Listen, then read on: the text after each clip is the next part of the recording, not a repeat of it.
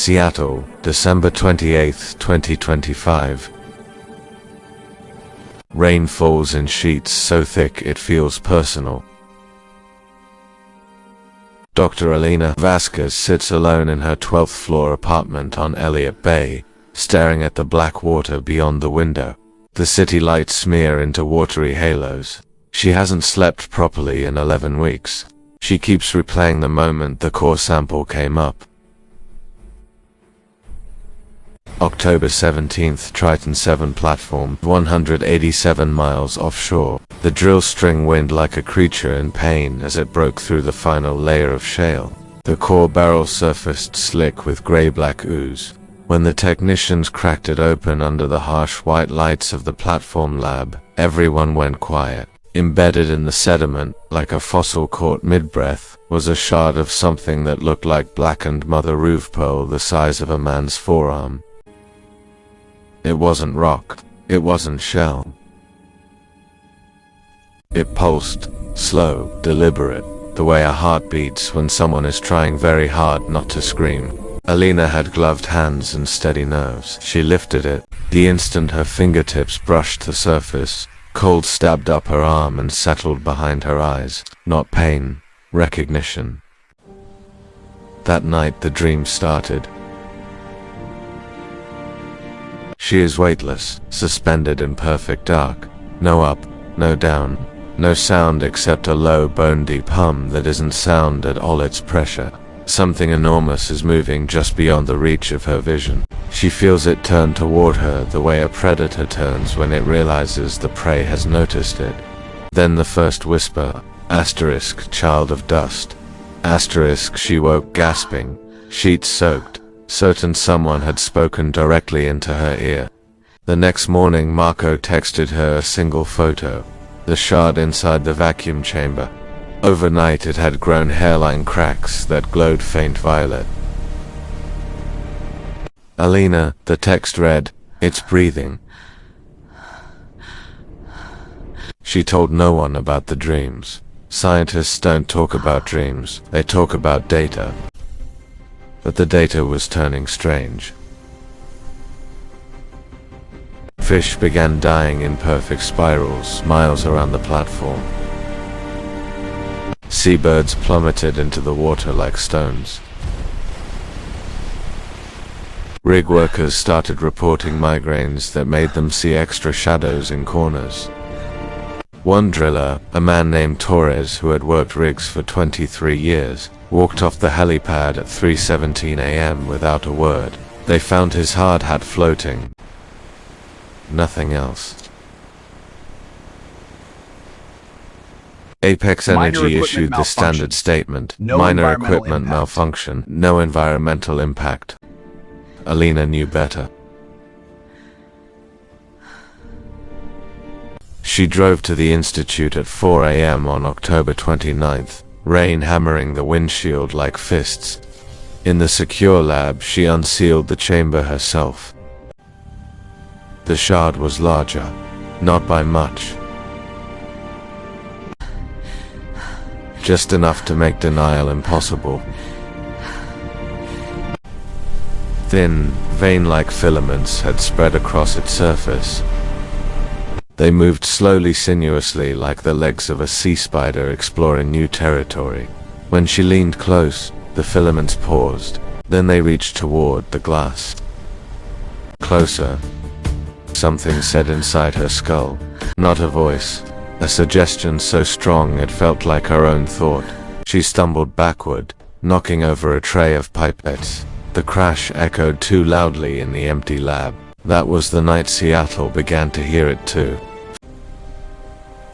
First it was only a few people. A barista in Pike Place Market who dropped an entire tray of mugs and stood frozen, head cocked, whispering, "It's calling." A rideshare driver on I-5 who pulled over and began sobbing because he could hear his dead mother singing lullabies through the radio static. A child in Ballard who drew the same picture over and over. A black spiral with eyes at every intersection. By November 15th, the city felt off. Streetlights flickered in patterns that almost made sense. Mirrors showed reflections that moved half a second late. People stopped making eye contact on the sidewalks. Everyone was listening. Alina tried to warn them. She met with Apex executives in their downtown tower. Glass walls, panoramic view of the dying sound. Harlan Thorpe, CEO, leaned back in a leather chair that cost more than most people's cars. Dr. Vasquez, he said, smiling the smile of a man who has never been afraid.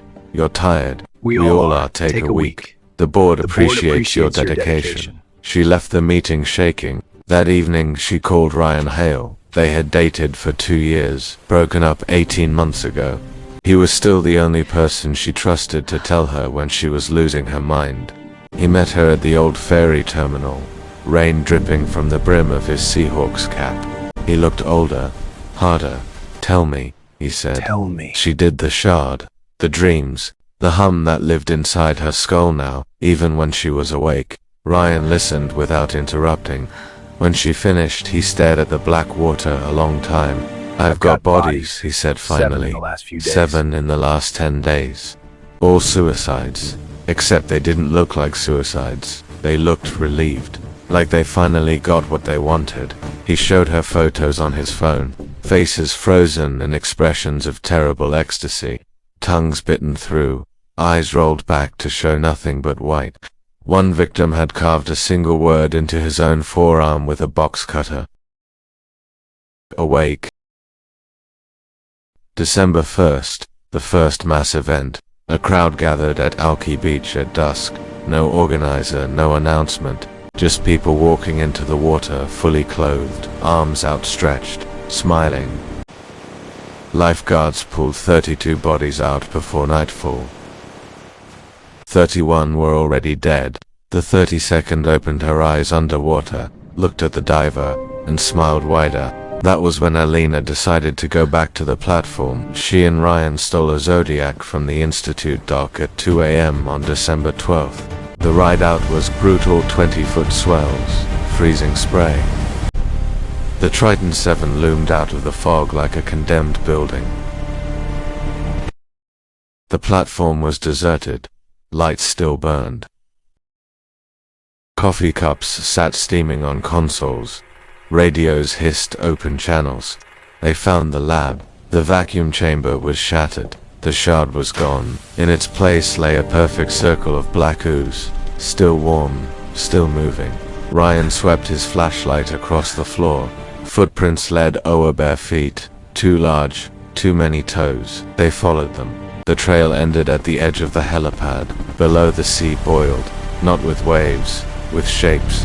Huge, indistinct forms rose and sank again. Ice dozens, hundreds opened in the water and stared up at them. You came, the whisper said. Good children. Ryan's knees buckled. He dropped the shotgun, clutched his head. Alina, he rasped. It's showing me everything, every failure. Every time I let someone die, Alina felt it too. Her parents' car in the ravine.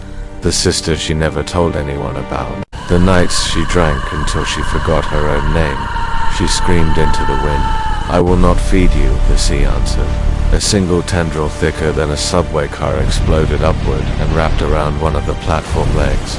Metal screamed as it bent. They ran. The Zodiac was already sinking when they reached it, pulled under by something that looked like an oil slick with teeth. They barely made it to the lifeboat, David. Behind them, the platform folded in half with a sound like the world breaking. Fire bloomed, fuel lines ruptured. The night turned orange. They drifted in the lifeboat for 6 hours, listening to the thing in the water circle them, patient. When the Coast Guard finally found them at dawn, Ryan was catatonic. Alina was still whispering to herself, not yet. She kept saying, not yet. December 28th, 2025. Today, Alina sits in her apartment, curtains drawn, lights off. The rain has stopped. She can hear the city breathing. Downstairs, a neighbor is crying softly. Across the street, someone is singing in a voice too low and too old for a human throat. On her kitchen table lies the last thing she salvaged from the lifeboat. A small, iridescent fragment, no bigger than a quarter. It pulses in time with her heartbeat. She hasn't touched it. Not yet. But the whisper is patient. It has waited for billion years. A few more days or nothing. Outside, the water laps at the seawall. Soft, insistent. Closer now. She closes her eyes. The fragment glows brighter, and somewhere far below, in the dark that has no name, something enormous opens its countless eyes and smiles. End. Thanks for watching. If there is anything you would like to see, leave it in the comments. I'll see you next time. I can't wait.